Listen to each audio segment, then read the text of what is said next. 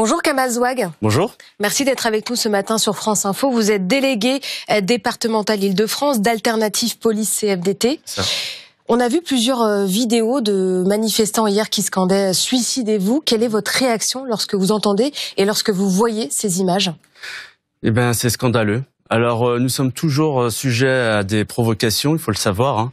Toutes les semaines, sur chaque manifestation, et je dirais même au-delà, lors de nos interventions. Heureusement, c'est pas systématique, mais très souvent ça arrive. Évidemment, on le voit pas sur les caméras systématiquement, mais effectivement, ça use nos collègues moralement. Parce que la fatigue, elle est physique, mais également morale. Mais quand vous atteignez ce genre de propos abjects, 28 suicidés depuis le début de l'année. Ce sont des hommes, des femmes, des jeunes de 25 ans, des moins jeunes, des pères de famille. Quand vous entendez ça, c'est honteux. C'est vraiment honteux.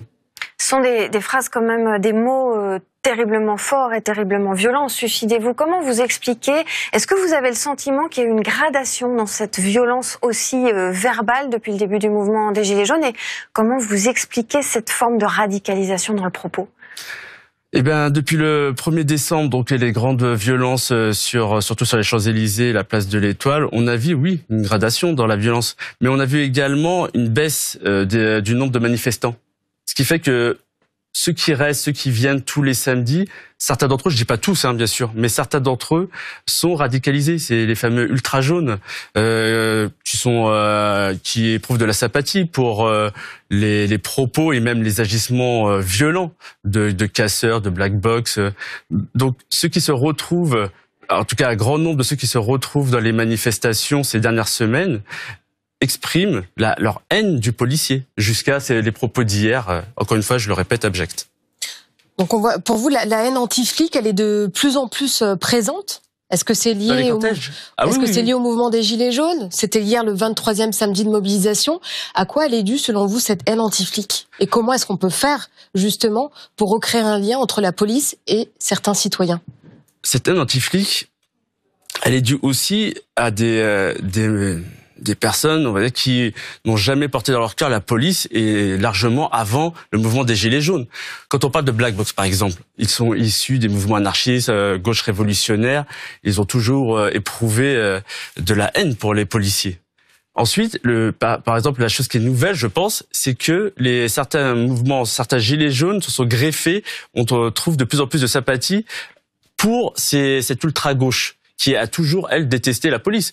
Moi, je sais que j'entendais des fois dans des manifestations hors gilets jaunes, tout le monde déteste la police, et ça, c'est depuis bien avant les manifestations. Ce que je vous dis, c'est pas nouveau. Et là, c'est vrai que ça va crescendo jusqu'à les propos d'hier, qui sont tout simplement scandaleux. Un nouveau type de manifestants qu'on avait. C'est que là, on n'avait plus des gens qui voulaient manifester pacifiquement. En tout cas, une partie d'entre eux ne désiraient plus manifester pacifiquement. Là, on avait des gens qui voulaient s'en prendre à la police et s'en prendre aux institutions, à tout ce qui les entourait. Donc oui, les consignes ont évolué, et c'est vrai que les nouvelles consignes de plus de mobilité, plus d'autonomie, ne plus laisser des exactions se produire, a fait évidemment évoluer les pratiques policières, effectivement. Les brigades mobiles, les brigades anti-casseurs, est-ce que c'est ce qui fait l'efficacité du dispositif ? Entre autres, vous avez deux choses. Vous avez donc les contrôles préventifs, très importants. Ça, la prévention, parce que hier, il y a eu plus de 20 000, je crois, contrôles, plus de 20 000 contrôles, plus de 200 interpellations. Donc c'est énorme. Et ça, tout ça, c'était en amont, principalement en amont. Et vous avez ensuite, effectivement, le dispositif sur le terrain. Le dispositif sur le terrain, vous avez les CRS et les gendarmes mobiles, comme dans toute manifestation classique. Mais vous avez également, et là, vous avez raison, les BAC et les CSI, beaucoup plus mobiles, qui peuvent intervenir plus rapidement pour surtout venir interpeller les agitateurs au sein des violences. Vous parlez des interpellations, j'en reviens au moral des troupes, au moral psychologique et au taux de suicide qui a doublé, je crois, en un an.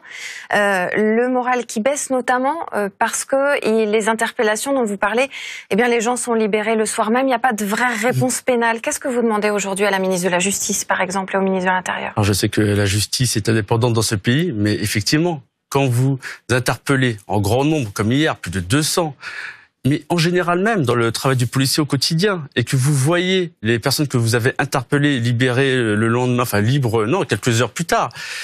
Là, par exemple, dans le cas des manifestations, nous aurions aimé que l'article 3 de la loi anti-casseurs passe, justement pour interdire de manifestations administratives. Administrativement, ça a certains éléments que l'on connaît, mais s'ils ne sont pas jugés et condamnés, on ne peut pas justement leur interdire de manifestation.